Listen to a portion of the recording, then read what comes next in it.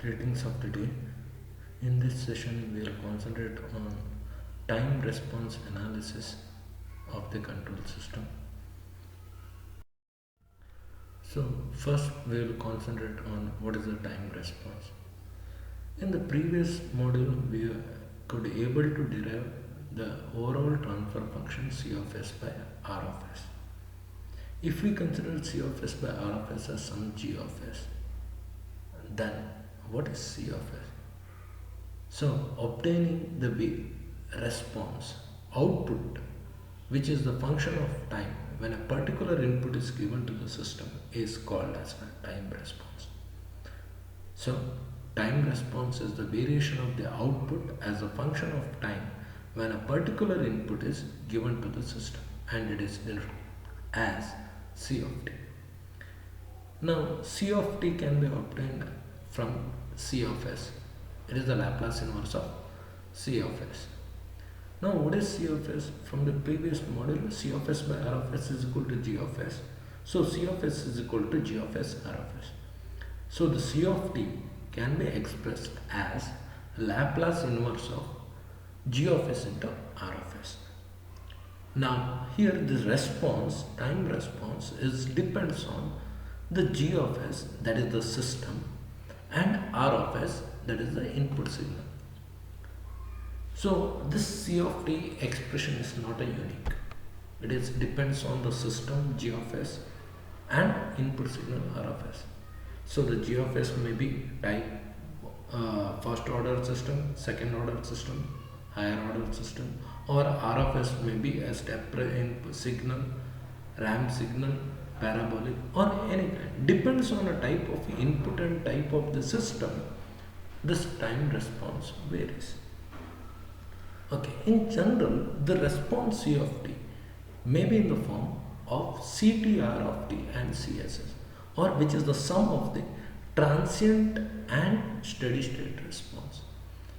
So, what do you mean by transient response? Transient response keeps on varying as the time varies, and as t equal to infinity, this transient response becomes a zero, means variation becomes stops. Or another one, CSS of t, which is the steady state response, it is a constant response obtained after some time t, or it is a constant value which is obtained by limit as t tends to infinity C of t. So these two, transient response and steady state response, in detail we'll study in a next session. Now we will concentrate on two things here in this session, that is the G of S and R of S, type of the system and type of the signal, input signal. So if this is the general expression of C of t, and the waveform looks like something like this. And we'll see here in the first half, as the t varies, the graph is changing. It may be exponentially in this case, or it may be oscillating in some of the cases. It depends on G of S and R of S. Now in this example, up to certain time keeps on changing. That part of the response is called as transient response, and after some time it becomes a constant, steady. It remains the same as the time lapses. So that part is called as steady state response. Now, as I discussed, the system responses depends on type of the system and input signal. So this system response depends on a system transfer function G of S. Now let us consider G of S may be having a numerator polynomial and denominator polynomials of S. Let it be G of S is equal to N of S by D of S, where N of S is the numerator polynomial of S and D of S is denominator polynomial of S. Now system is represented by its order, where the order of the system is highest power of s in the denominator polynomial, that is d of s.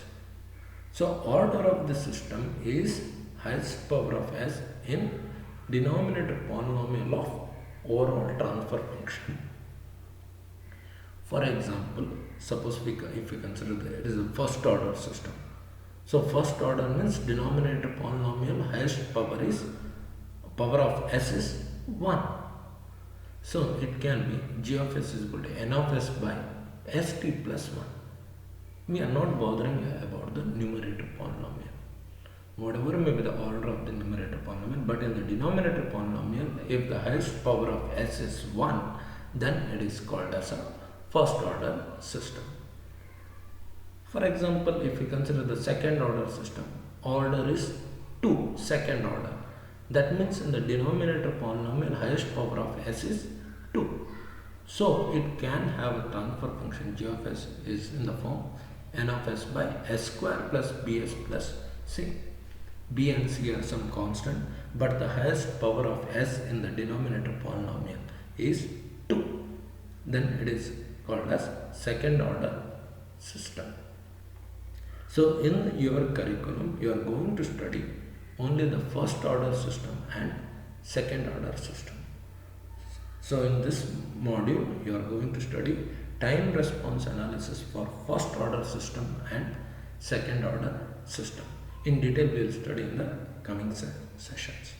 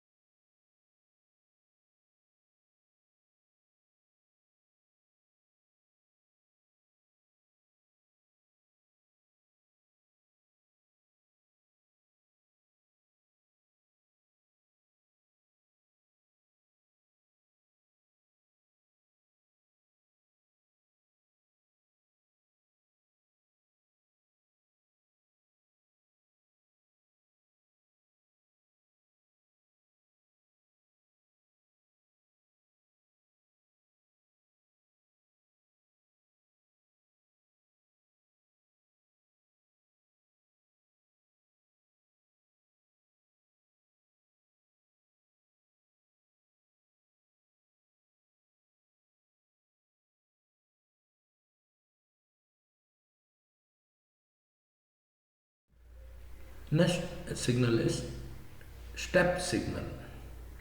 So I am considering a general signal x of t is equal to a. For t greater than or equal to 0 and 0 for t less than 0. Means it is taking a step from 0 to a at t is equal to 0. So t greater than or equal to 0, its value becomes a. Now suppose this a is equal to 1, change in a magnitude is 1 at t is equal to 0, then such a signals are called as unit step signal and it is denoted as u of t as shown in the waveform. So it is changing from 0 up to t is equal to 0 and it changes to 1 at t is equal to 0 and remains 1 for t greater than or equal to 0. And Laplace transform of this u of t, that is u of s, is 1 by s. Suppose any step signal a, it is a by s. Okay. Now the third signal, ramp signal. So ramp signal means it is like a straight line with some slope. So what is the step signal? Step signal is a straight line with zero slope. Ramp signal is a straight line with some slope. So it is generally denoted represented as x of t is equal to at for t greater than or equal to 0 and 0 for t less than 0.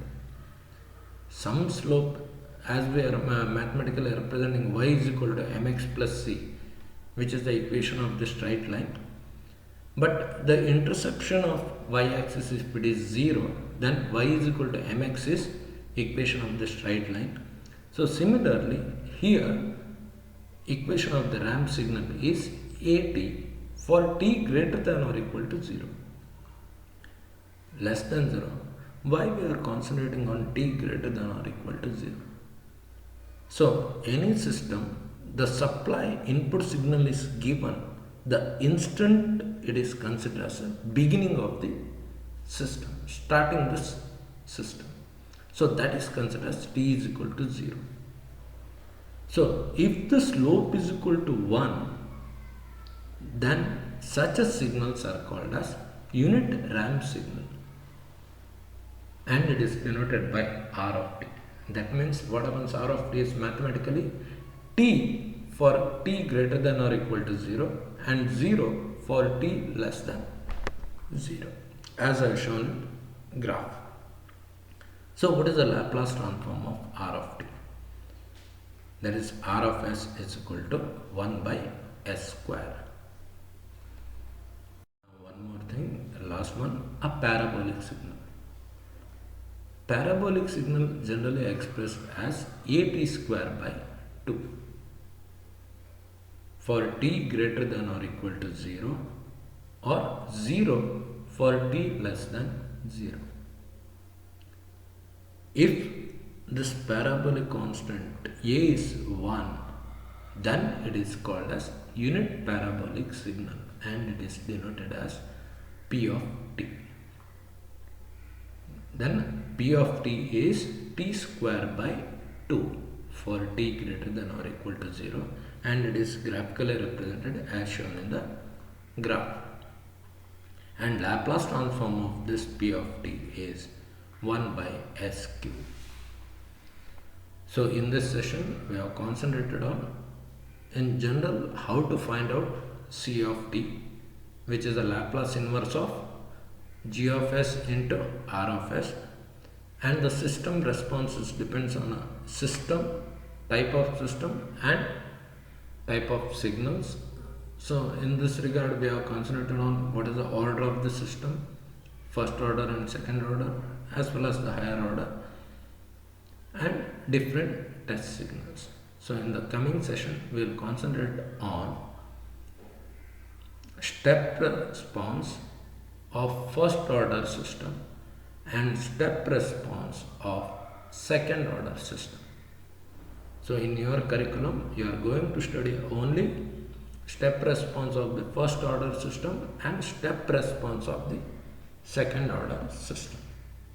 Thank you.